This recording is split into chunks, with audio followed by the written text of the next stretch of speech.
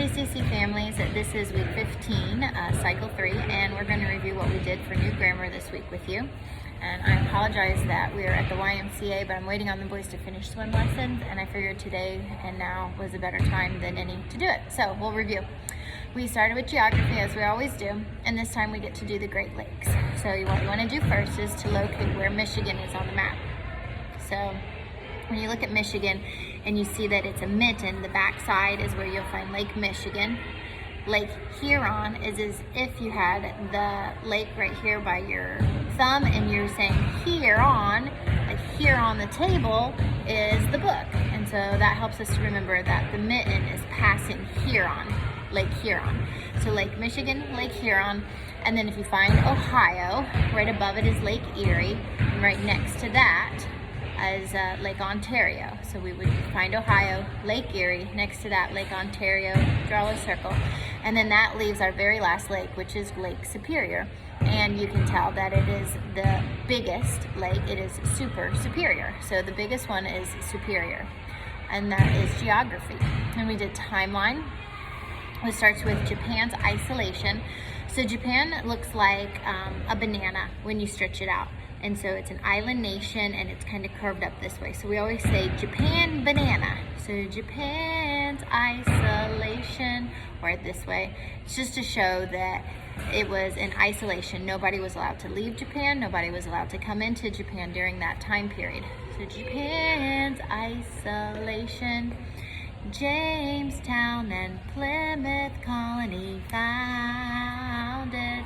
And again, we're just tracing our sign language J, Jamestown, and Plymouth, this is our sign language Pecan. Plymouth Colony founded. And then we have Colony founded. I think it's First Great Awakening. No, it starts with Age of Enlightenment. So then we go to Age of Enlightenment. So you point to your brain here, and you have all this knowledge, and you want to give it to everybody else. So you're going to pass it on. So Age of Enlightenment, circa 16, John, don't put your face in it. Circa 16 is your pinky. Circa 1650 to circa 1800. Remember when you do a number in sign language, you flip it towards yourself. So this is 1650 and 1800. First Great Awakening, classical period of the arts, the 7 Years' War. And that is timeline. For English, we did conjugate for to write. And again, we used Grammar Goblin, and we just did to write, wrote, writing, written. And then we moved to history. So history was a lot of fun because it's tell me about the immigrants. And so this spans a big, long time period from 1820 to 1930. And if the tune sounds familiar to you, it's because it's from his Dixie Chicks, and it's the Earl's Gotta Die song. So anyway, it goes. How I taught it to my kids is we did from 1820. So we should two fingers for 20. And then because it expands like 100 years, we just made ourselves into a big circle. So from 1820 to 1930, more than 37 million immigrants came to America seeking freedom and the opportunity, cha-ching, to increase their personal wealth, cha-ching. So from 1820 to 1930, more than 37 million immigrants. This is the melting pot sign that we use in timeline. It's just where you press your fingers like this and you're showing that you're stirring a big melting pot for immigrants. 37 million immigrants came to America seeking freedom and the opportunity, cha-ching, to increase their personal wealth. Like we're passing out dollar bills, cha-ching. And that's how we did history. This was cha-ching. Well, you can do it different ways, however you want to do it, Okay. for passing out money. Then we went to Latin. We're still using King things. So I think it was omnia per ipso facto sunt. All things were made through him. I think is what it was, but it's the same song. We're just going through it for King Things for the Latin Vulgate version.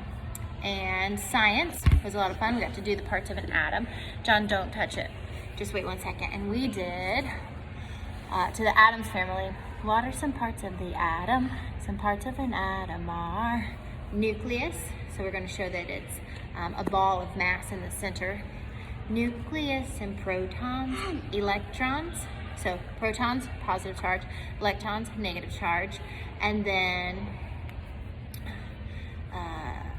nucleus, protons, electrons. I'm blanking right now. But then we did, quarks. So we made our body quirky. And then we did da-da-da-da. And we did leptons. And we took a hop. Da-da-da-da. And then we did neutrons because they are neutral neutrons. So to the Addams family, if I can do it, it goes, what are some parts of the atom? Some parts of the atom are protons and neutrons, or nucleus, protons, electrons, and quarks, da-da-da-da, leptons, neutrons. So it's a little rusty, I apologize. I don't have my notes with me. But that's what we did for science. I think that takes us through everything on the math. So math is really easy. We just did, and two little squeaky voices, 10 millimeters equals 1 centimeter. We got to be a little bit bigger. 100 centimeters equals 1 meter. And then our really deep voice, we'd say 1,000 meters equals 1 kilometer, metric measurements. And that's what we did. We just changed our voice for math. Now I think that's it. For fine arts, we studied Georgia O'Keeffe. There's a great podcast from History Chicks if you want to listen to it without your kiddos. It's really good. There's also lots of stuff if you start looking around on YouTube for kids and Georgia O'Keeffe. Kind of explain what she did and how she painted with her flowers. So we recreated that with some chalk pastels, and that was a lot of fun. I saved almost everybody's for the end of the year presentation on those. So you'll get those back at the end of the year. And then for science, we talked about density, and we put an egg in regular water, and then we put an egg in salt water, and we discovered that the egg floats in the saltwater solution because it is more dense. The water is more dense than the egg, so it allows it to float. So then we took syrup and oil and water, and we predicted which one of those fluids would be more dense. And we mixed this together in a jar. So that's pretty much what we did. I will see you next week for week 16. Thank you. Bye.